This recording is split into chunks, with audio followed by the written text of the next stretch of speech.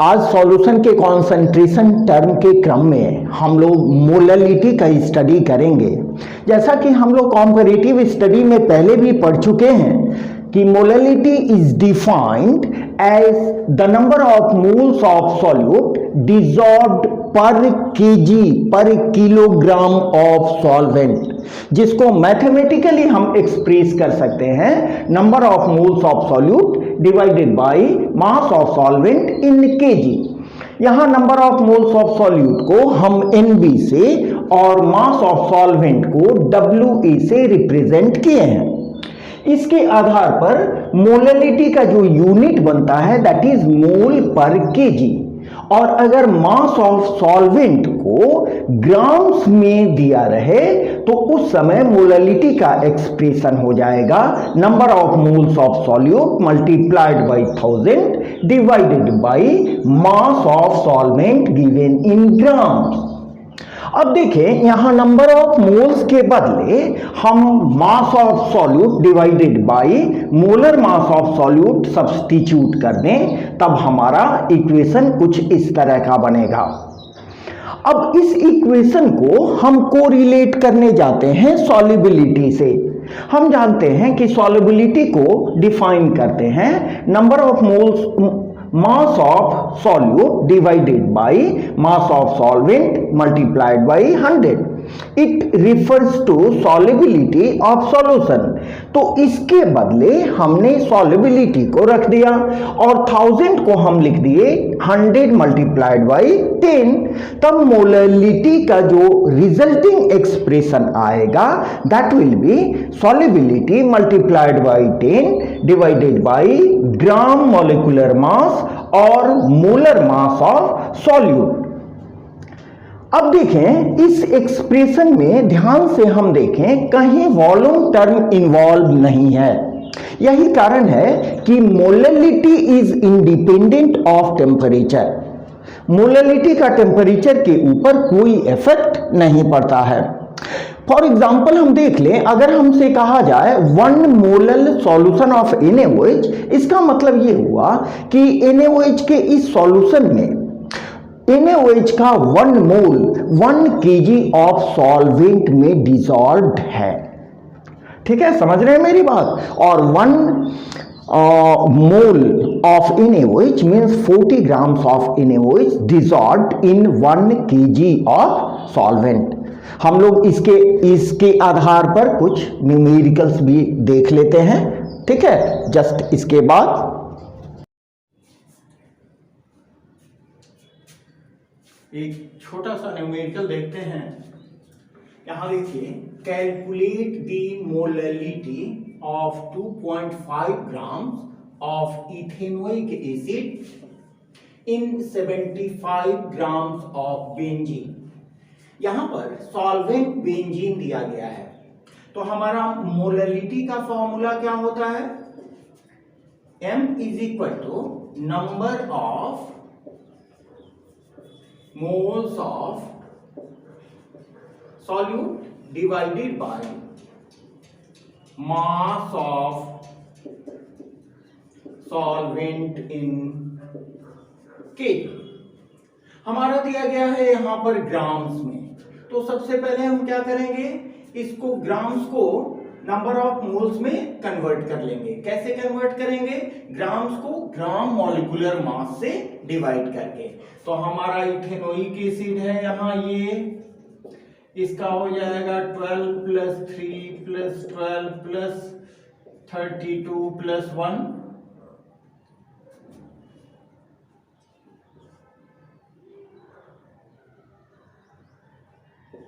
मेरे समझ से 60 ग्राम्स पर मोल। ठीक है, तो number of moles N acetic acid क्या हो जाएगा आपको? 2.5 ग्राम्स बाय 60 ग्राम्स पर मोल। ठीक है, इसको सॉल्व करके आएगा, सपोज करें x मोल। इसके वैल्यू को आप यहां पुट कर दो और mass of solvent mass of solvent आपका दिया गया है 75 ग्राम। तो 75 ग्राम को आप 1000 से डिवाइड कर दो तो ये किलोग्राम में कन्वर्ट हो जाएगा। जितना किलोग्राम आएगा, suppose it is y kilogram, then this value is to be put it here. यहां मास ऑफ सॉल्वेंट वाला y केजी, इसको डिवाइड करके जो केजी में वैल्यू आया है उसको यहां पुट कीजिए, और नंबर ऑफ मोल्स का जो वैल्यू आया है उसको यहां पुट करो। पुट करने के बाद सॉल्व करने पर जो आपका आएगा that will be answer. Very simple, ठीक है। तो इसको आप सॉल्व करके हमको जरूर लिखो।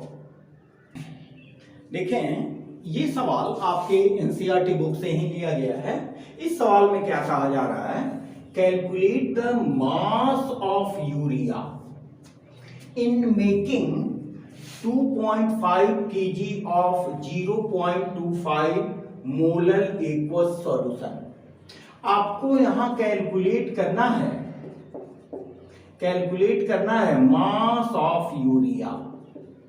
मास of urea is equal to what, और दिया गया है आपको 0.25 molar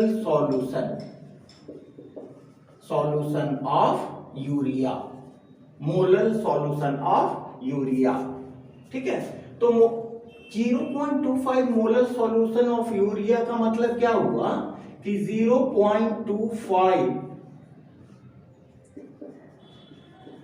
moles of urea is dissolved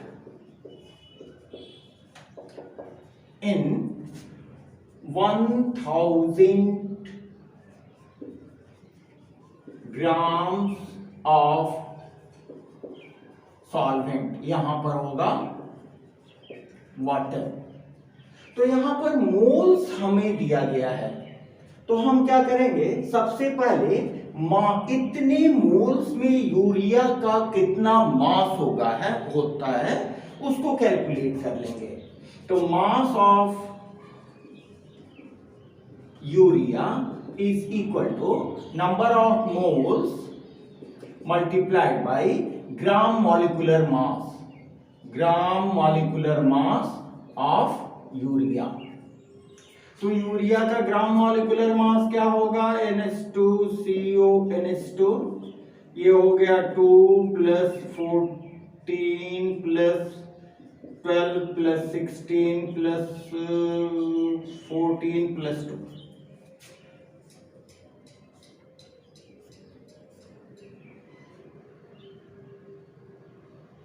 60 ग्राम पर मोल। ये हो गया यूरिया का।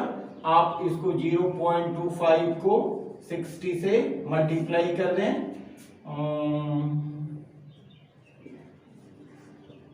ये हो जाएगा आपको 15 ग्राम ऑफ यूरिया।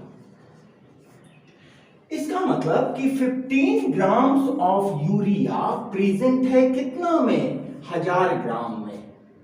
तो सॉल्यूशन का टोटल मास कितना हो गया, हेंस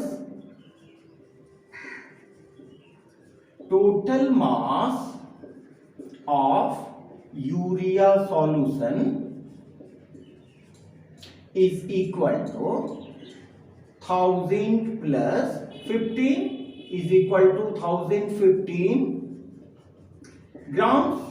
इसको आप केजी में कन्वर्ट करेंगे, 1000 से डिवाइड कर दो बाय 1000 तो हो जाएगा 1.015 केजी, ठीक है। ये सॉल्यूशन का वजन इतना हुआ। अब देखिए, आपको यहां भी दिया गया है कि 2.5 केजी सॉल्यूशन में यूरिया का कितना मास होगा। तो वेरी सिंपल, इसको कैलकुलेट कर लें। यहां देखें, चूंकि 1.015 kg solution contains 15 grams of urea, hence 1 में कितना होगा 15 बाई 1.015 एंड आपका रिक्वायर्ड वेट कितना है 2.5, then it will be 15 by 1.015 into 2.5। इसको आप सॉल्व करोगे, सॉल्व करने के बाद जो वैल्यू आएगा दैट विल बी आंसर। आप लोग अपने से कैलकुलेट करके एक बार जवाब जरूर हमको देंगे, ठीक है। और इस तरह के सम समझने में आपको कोई भी प्रॉब्लम होता है आप कमेंट बॉक्स में हमें जरूर लिखें, हमें काफी खुशी होगी, ठीक है। आते हैं अगले न्यूमेरिकल की ओर, ठीक है।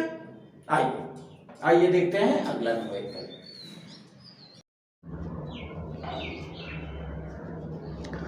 एक और छोटा सा न्यूमेरिकल हम लोग देखते हैं। यहां पर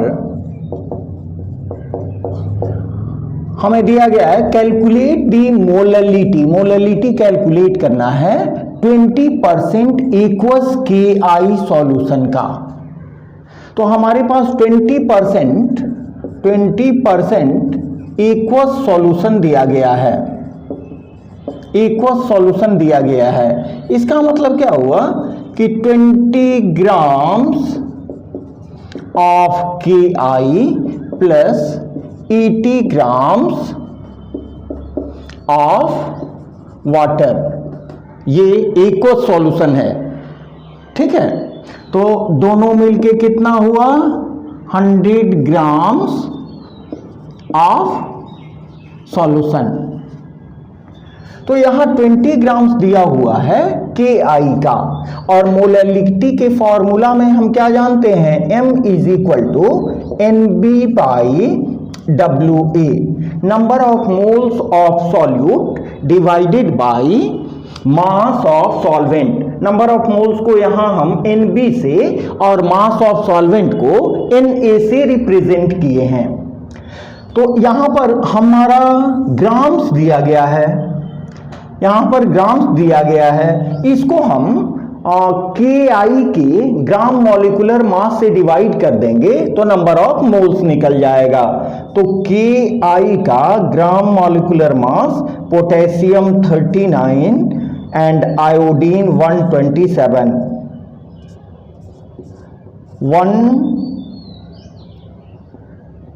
166 ग्राम पर मोल, ठीक है। तो यहां हो जाएगा number of moles of KI is equal to 20 by 166। जितना आएगा मान लीजिए आपका x मोल आता है, इस x मोल को हम ये NB का वैल्यू आपका हुआ, ठीक है। अब क्या हमको देखना है मास ऑफ सॉल्वेंट, यहां दिया गया है 80 ग्राम्स, लेकिन सॉल्वेंट को हम केजी में रिक्वायर्ड है यहां पर। तो आप क्या करो इसको 1000 से डिवाइड कर दो। 1000 से डिवाइड करने के बाद इसका आएगा 0.08 केजी, ये वैल्यू आपका हो गया WA का। अब NB के वैल्यू को आप यहां पुट कर दो और WA के वैल्यू को यहां पुट कर दीजिए।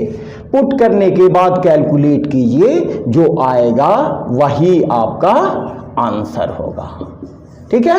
अपने आप कर सकते हैं, इट्स वेरी सिंपल। समझ रहे हैं मेरी बात? जरूर इसको पूरा करेंगे और देखते हैं एक छोटा सा न्यूमेरिकल। बने रहिए हमारे साथ, ठीक है।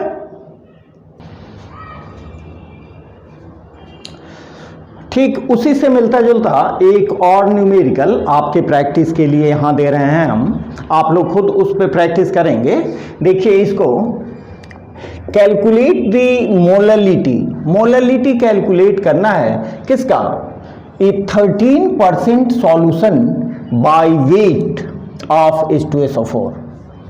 यहां भी क्या करेंगे हम लोग, देखिए बिल्कुल समझ के ये करें। यहां मोललिटी का फॉर्मूला आपका क्या होता है, मोललिटी का फॉर्मूला होता है number of moles of solute